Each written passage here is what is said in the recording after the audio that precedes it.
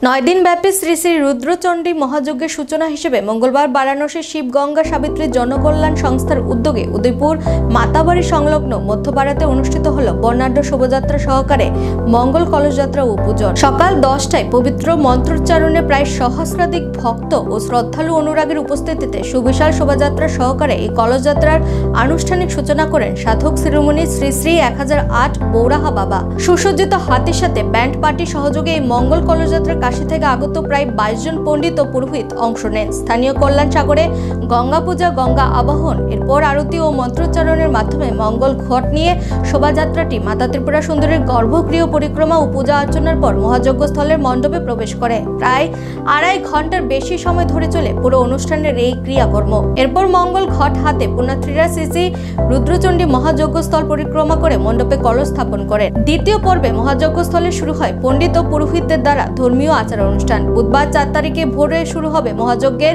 अग्नि प्रज्वलन। आगामी बुधवार 11 डिसेम्बर बेला 12टा पर्यन्त चलबे श्री श्री रुद्रचंडी महायज्ञ। यज्ञे मोट 21 लक्ष आहुति देওয়া হবে, যা এই রাজ্যে প্রথম। বারাণসী অশ্বীঘাট শিবগঙ্গা সাবিত্রী জনকল্যাণ সংস্থার তরফে এই মহাযজ্ঞে অংশগ্রহণ করার জন্য রাজ্যবাসীর প্রতি আহ্বান জানানো হয়েছে।